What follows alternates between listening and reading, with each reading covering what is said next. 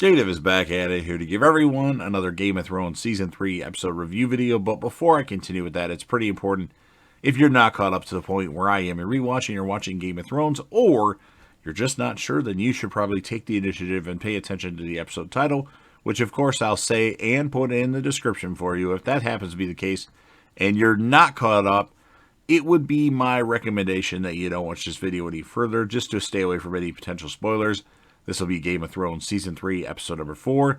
Title of this episode is called And Now His Watch is Ended. This will be my review, reaction, recap after just finishing watching the episode. Varys tells Tyrion of being made a eunuch by a sorcerer in Myr before revealing that, at some point he captured that particular sorcerer and has since been taking his revenge on him, torturing him rather slowly. Now, Ros actually informs Varys that Baelish may take Sansa when he leaves to wed Lysa Arryn, and Varys warns Olenna that Baelish may seek to control Sansa. Now, discussing the missing Jaime and the Tyrells' presence with Tywin, Cersei distrusts Margaery for her ability to manipulate Joffrey, which she does very well. And Sansa tells Margaery that Cersei will not allow her to leave King's Landing, and that Margaery says she would see Sansa wed Sir Loras Tyrell. Now, Bran dreams of chasing the three-eyed raven through the woods with Jojen, and then Bran decides to climb a tree in pursuit of the raven, but falls when Catelyn appears in his dream, and then arriving what he believes is the deep wood motte. Theon explains to his rescuer that he never killed the Stark boys, having Dagmar Clettjaw burn two orphans instead, and reveals his remorse, declaring Eddard Stark was his true father. Ned Stark was actually his true father, and he was just trying to impress people. And then Theon realizes that he has been taken back to the dungeon from which he just escaped from, and then is subdued by guards to the boys' amusement. Now, Locke, he and his men taunt Jaime for the loss of his sword hand, trick him into drinking horse urine, and he tries to attack them, but is beaten instead. And then Brienne actually chastises Jaime for wanting to die, telling him to live and take revenge. Now, Arya, Gendry, and the Hound are taking to the Brotherhood's leader, Lord Beric Dondarrion.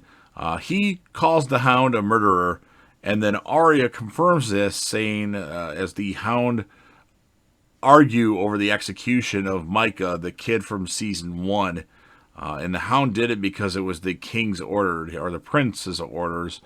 But in the name of the Lord of Light, Beric Dondarrion actually sentences him to face him in a trial by combat. Now, Rost declares the Night's Watch cannot trust Craster, and Sam and Gilly discuss her newborn son.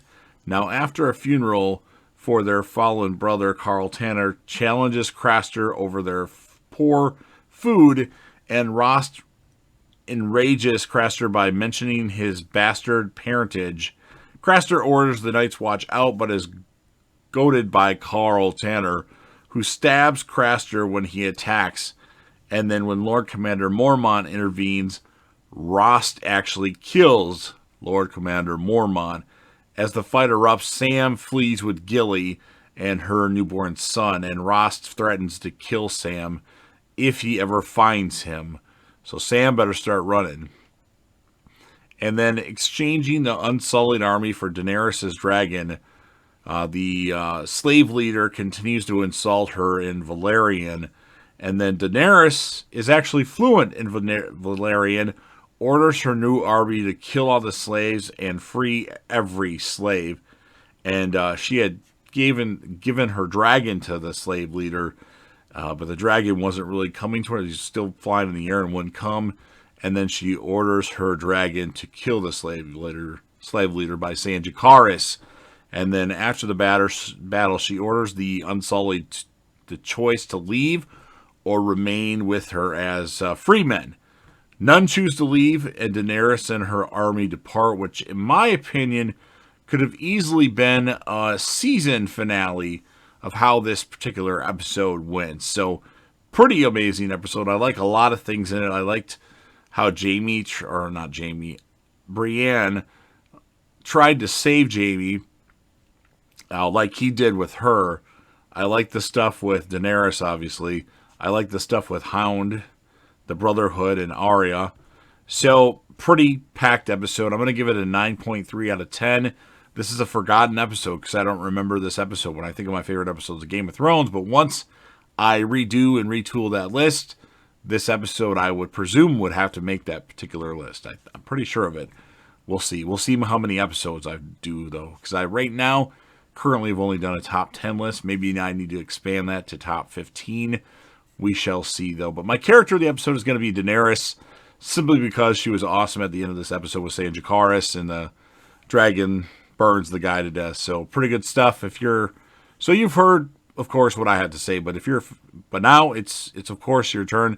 If you're a fan of Game of Thrones and you like this series, despite the last couple seasons, which I don't mind the end. There's a couple things that I nitpick about, but truthfully told, I like how the series goes from start to finish. But if you're a fan, go ahead and smash that like button. If you know anybody that would be interested in this video, make sure you share the video with them. Sound off in the comments section about your thoughts on the episode. If you want to score it, perfect place to do so. Talk about your favorite characters and favorite episodes of Game of Thrones. And then, of course, last but certainly not least, don't forget to hit that sub button, subscribe to the channel, join the team, show your damn support, and be a part of something special. And JDev will return.